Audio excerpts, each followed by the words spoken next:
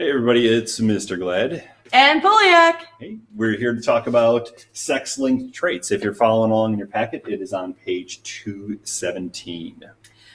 Just in review, new information. The sex-linked traits are carried on the sex chromosomes, specifically the X chromosome.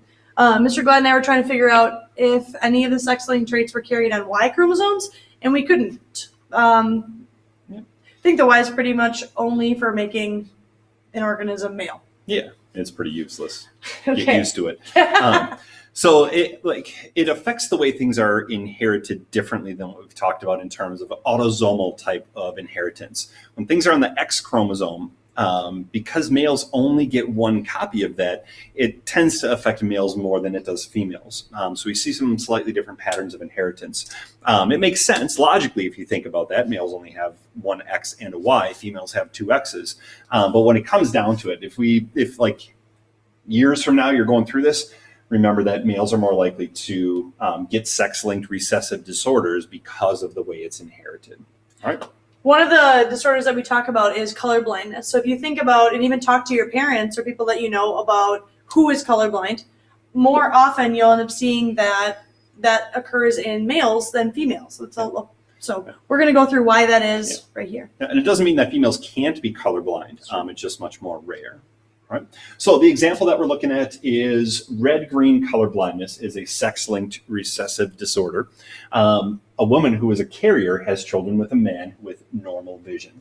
So that term carrier, we've seen that before in autosomal inheritance. It might have been like the round versus a square head for the activity we did. But we usually represent heterozygous things with a large letter, capital letter, and a small letter. That would be a heterozygous individual.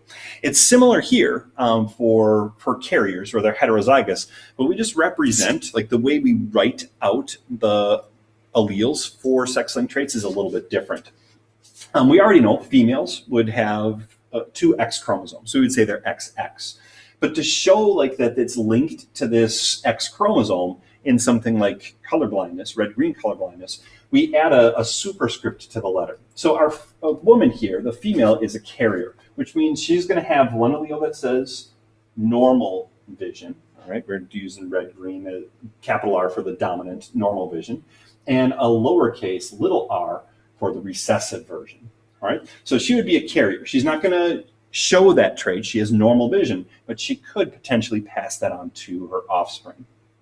For the male has normal vision, so his X chromosome is X big R, but the Y doesn't have anything on it at all, so we leave that blank. All right. So typically when we write out sex-linked traits, it's X and then the letter that goes along with it next to it. Okay.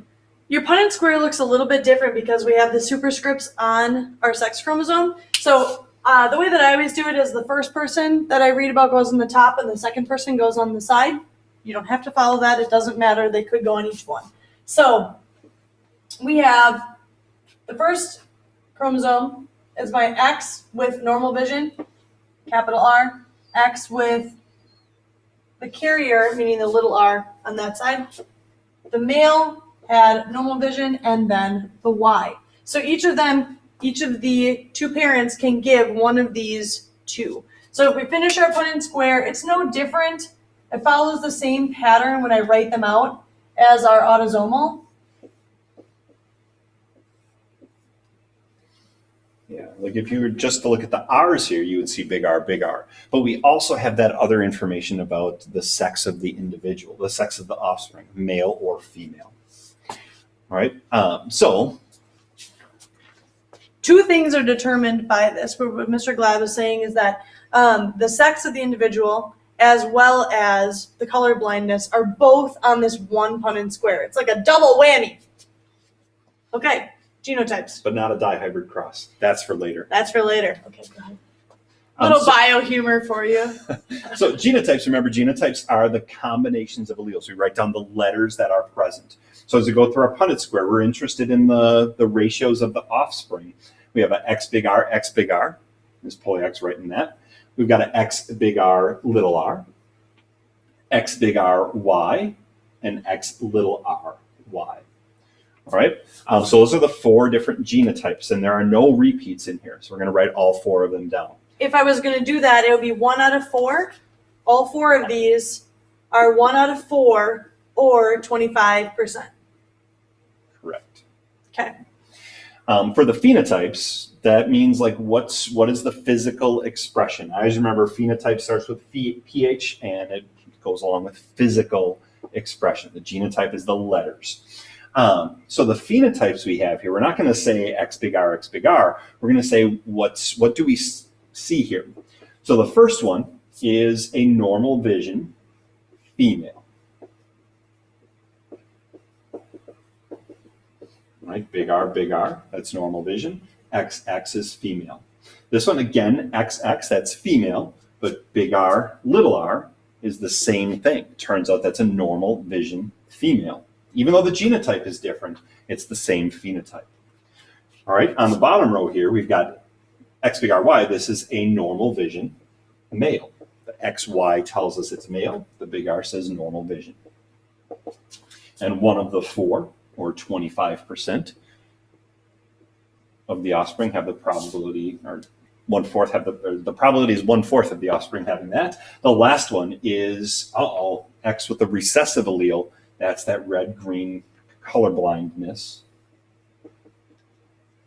and male.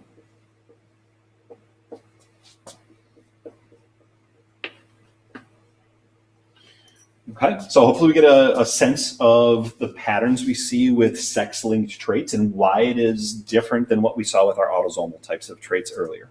You're going to be able to practice this in your packet on the next 2 pages, and then we will have the answer key posted as well so that you can check your work and see how you did. Let us know if you have any questions or feedback on this killer video.